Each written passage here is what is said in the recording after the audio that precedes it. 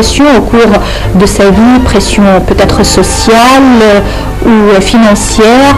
Selon vous, comment peut-elle surmonter ces défis? Alors la femme égyptienne est toujours encadrée par les responsabilités, elle est toujours attaquée par la société, elle est attaquée psychologiquement à travers les malfaits de la société, elle est attaquée financièrement, elle tient des responsabilités qui ne sont pas assez traditionnelle à rester, à prendre la responsabilité de s'occuper de ses enfants, leurs études, sa maison, sa famille, ses parents. Elle travaille, le matin elle bosse, l'après-midi elle étudie avec ses enfants, la soirée elle se prépare pour le lendemain. Donc je vois la femme égyptienne, elle est toujours attaquée par un tel effort un peu compliqué. Madame Nermina Abel, maintenant je voudrais aborder le côté familial, personnel.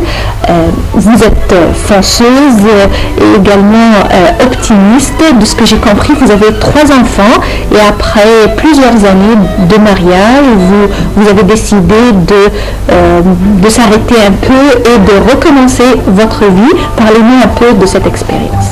J'ai une conviction sociale, si vous voulez dire, que à chaque femme, la capacité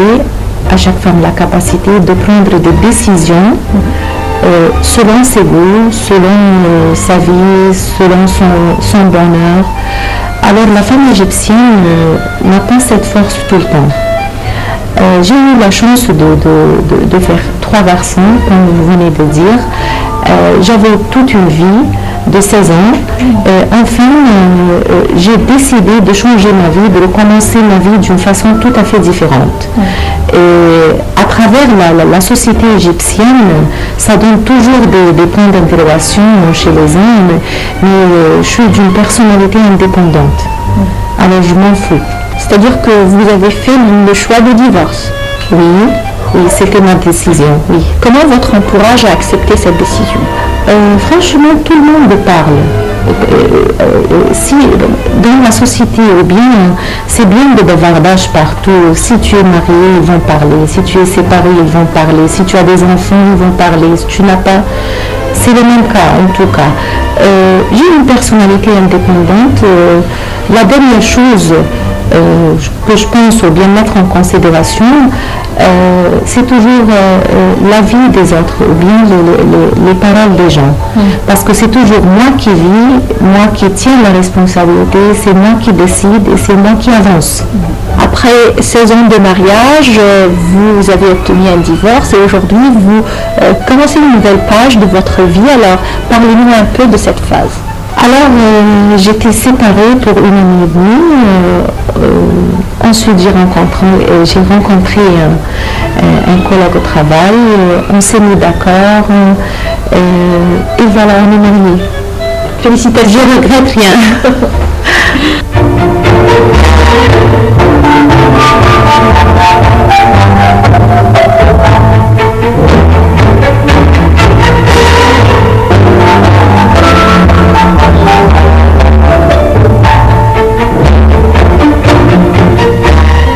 Le travail, quels sont vos hobbies, vos loisirs? C'est-à-dire que je vois que vous pratiquez le petit point, le buisson. Comment vous l'avez commencé et quand? Et comment ça se fait que vous avez continué? Puisqu'on dit toujours qu'on commence et on s'arrête. Ça a commencé effectivement à travers l'école. Ensuite, je me suis trouvée avoir besoin d'enrichir mon amour vers les tapisseries ou bien les tableaux de l'Aubusson. Et comme vous savez, à chaque être humain, il y a un goût spécial, un goût personnel. Si on veut se mettre à l'aise, de prendre un coin, à faire quelque chose où on se sent à l'aise, où on se sent content, alors je trouve ça toujours avec chaque fil que je travaille ou bien je reste à dessiner, à faire mes tableaux et mes tapisseries. Quels sont les éléments qui ont contribué à votre succès? Je commence toujours par l'existence de mon papa. Il a beaucoup il a beaucoup tracé sur ma personnalité. Il était un général à la défense aérienne égyptienne. Il était spécialiste au lancement de fusées. Il avait une personnalité qui m'a beaucoup influencée.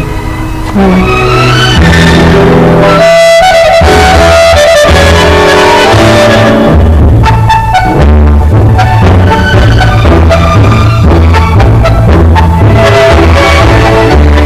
Si vous saviez au passé ce que vous connaissez aujourd'hui au présent, est-ce que vous auriez fait les mêmes choix, les mêmes décisions?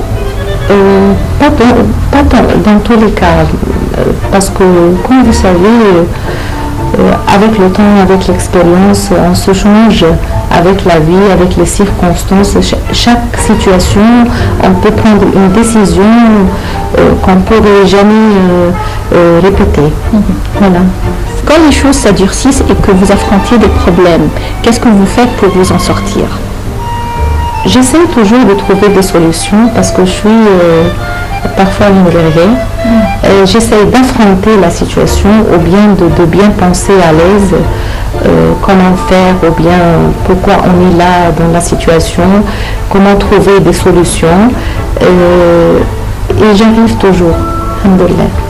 Quelles sont, selon vous, basées sur votre expérience personnelle, les caractéristiques d'une femme pour qu'elle puisse être un leader? Pour être un leader n'est pas facile. Malheureusement, parfois on voit les gens voir le chemin vers la position d'un leader vient à travers les relations, les traitements avec les gens, faire de bonnes relations. Moi, personnellement, je vois que ça consiste toujours à avoir la force et la personnalité indépendante de prendre une décision et d'avoir son goût à lui, pour l'être humain en général. Également, basé sur votre expérience personnelle, je voudrais savoir comment peut-on faire l'équilibre entre la vie familiale, les responsabilités à la maison et la vie professionnelle. C'est pas assez facile. Alors faire l'équilibre entre la vie professionnelle et la vie de famille exige toujours avoir une telle intelligence de la femme. C'est-à-dire, elle doit très bien organiser son temps. Moi, personnellement, j'avais des enfants, j'avais une vie personnelle, j'avais une vie professionnelle. J'ai eu la chance et la force de faire l'équilibre entre les deux. Comment?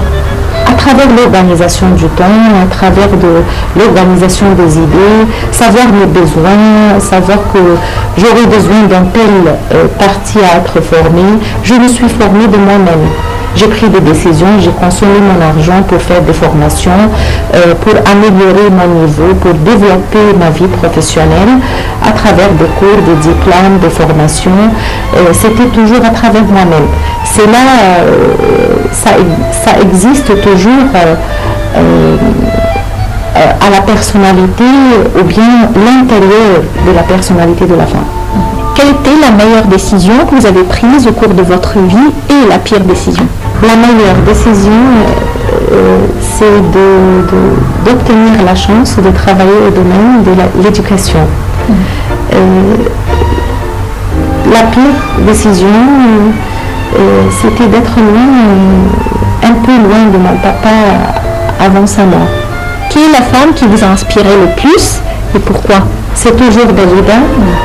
Pourquoi? Parce qu'elle avait des étapes de vie un peu comme les miennes. Elle a obtenu un tel succès dans sa vie. Elle n'était pas heureuse, mais malgré toute sa vie, elle a pu avancer.